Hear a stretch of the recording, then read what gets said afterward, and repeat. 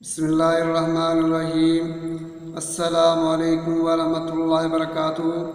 ناظرین، آج کی اس ویڈیو میں آپ کو بتاؤں گا قربانی کے جانور کا خصی ہونا عیب ہے یا نہیں۔ میں اس کی وضاحت آپ کے سامنے اس ویڈیو میں کروں گا، جو کہ اگر آپ سنیں گے تو انشاءاللہ تعالیٰ آپ کے علم کے اندر اضافہ ہوگا۔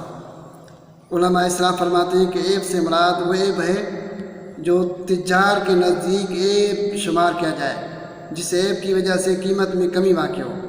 مزید یہ بھی یاد رکھیں، ایسے کسی بھی جانور کی قربانی جائز نہیں جس میں ایسا عیب پایا جائے کہ جو جانور کے فوائد یا اس کی خوبصورت کو مکمل طور پر زائل یعنی ختم کر دے۔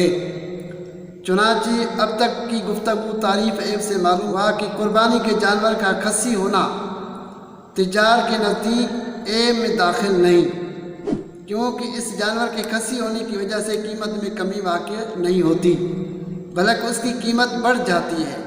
لہذا خصی جانور کی قربانی نہ صرف جائز درست بلکہ نبی کریم صلی اللہ علیہ وآلہ وسلم کی سنت کریمہ ہے۔ اور افضل یہی ہے کہ قربانی کے لیے خصی جانور ذبح کیا جائے۔ حضرت عائشہ صدیقہ رضی اللہ تعالی عنہ اور حضرت ابو ہریرہ رضی اللہ تعالی عنہ سے روایت ہے کہ جب نبی کریم صلی اللہ علیہ وسلم قربانی کرنے کا ارادہ فرماتے تو بڑے فربا سینگ والے چت کبرے خصی مینڈے خریدتے تھے اور ایک اپنی امت کی جانب سے لوگوں کے لیے ذبح فرماتے جنہوں نے اللہ کے لیے توحید کی گواہی دی اور آپ صلی اللہ علیہ وسلم کے لیے تبلیغ رسالت کی گواہی دی، اور دوسرا خود اپنی جانب سے اور اپنی آل کی جانب سے ذبح فرماتے۔ مطلب خصی جانور کے حوالے سے امام اعظم ابو حنیفہ رحمۃ اللہ علیہ فرماتے ہیں کہ خصی جانور کا گوشت عمدہ لذیذ ہوتا ہے، لہذا اس کی قربانی افضل و اولیٰ ہے۔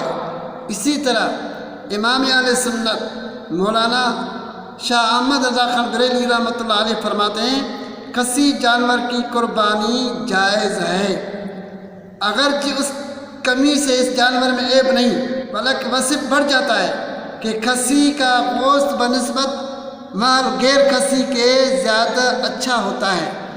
حاصل کلام یہ ہے کہ جن عیوب کی وجہ سے جانور کی قربانی ناجائز ہوتی ہے اس میں جانور کا خصی ہونا شامل نہیں، بلکہ خصی جانور کی قربانی سنت و افضل ہے۔ یہ تھی ہماری آج کی ویڈیو جو ہم نے آپ کے سامنے خصی جانور کے متعلق وضاحت کے ساتھ بیان کیا۔ السلام علیکم ورحمۃ اللہ وبرکاتہ۔